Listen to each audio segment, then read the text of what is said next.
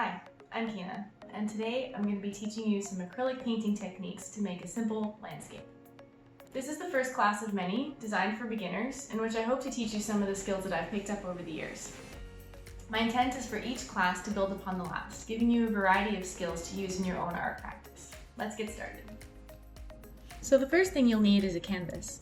For this class, I used a standard 16 by 20 inch primed canvas, but you can use any kind of support such as a wood panel, Masonite, or canvas board, or even just really thick paper. Next up, you'll need a palette. My favorite palette to use when painting in acrylics is a Stay Wet palette. It includes a sponge that you can soak for a while and place on the inside of the tray, followed by a piece of palette paper, which is also included, on top of the sponge. However, in a pinch, any kind of plate will do. Brushes are next. For this class, I used a large flat square-ended brush, a medium round pointed brush, and a tiny round pointed brush for the details. What you use is really up to you.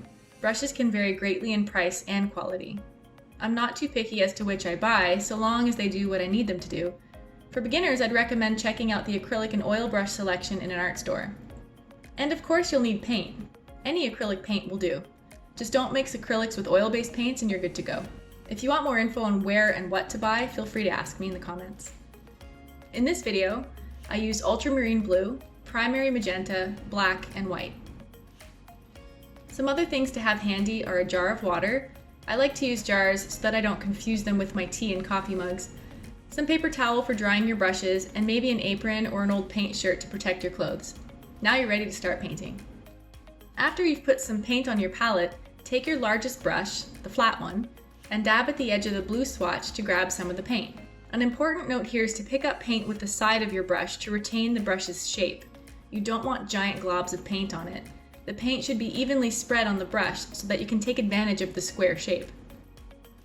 Spread the paint from one side of the canvas all the way to the other side in a smooth motion.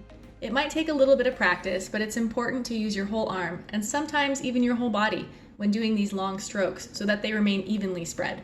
Note the areas where the canvas texture shows through. This is where the paint didn't completely cover the canvas, and it's a good indication that you're not putting enough paint onto your brush.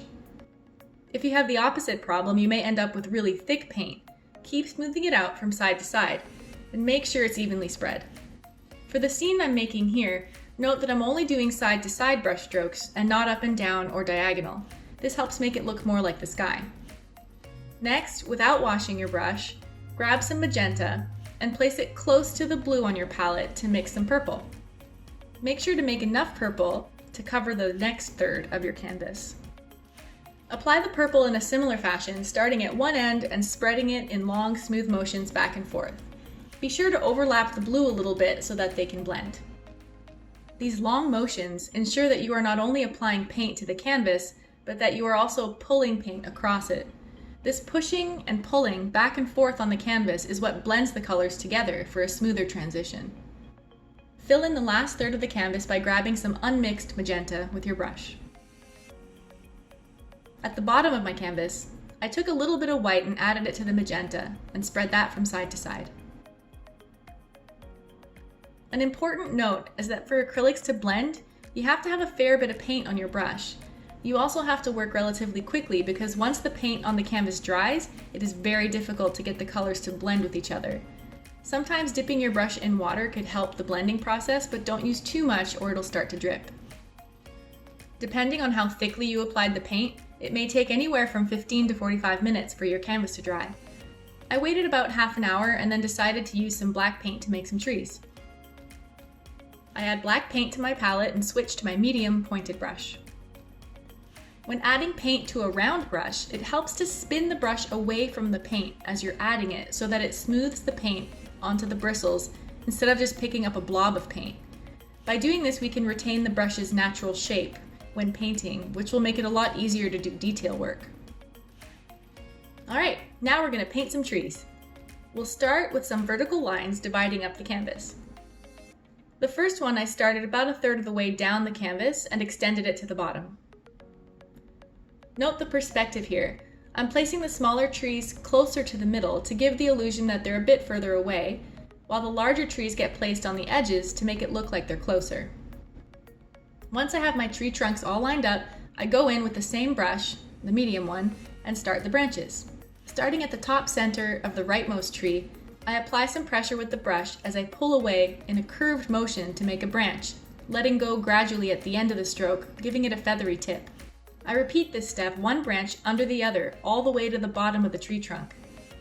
Remember that trees are larger at the bottom and thinner towards the top, so that every branch you make on this side should be slightly longer than the previous one.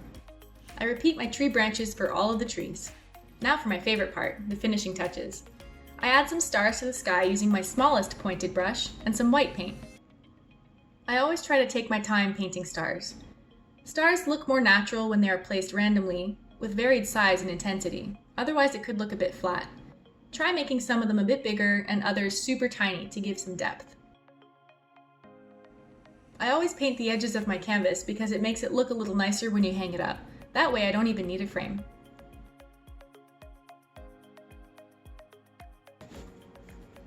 Thanks so much for painting with me, and I'll see you guys again next time. Bye!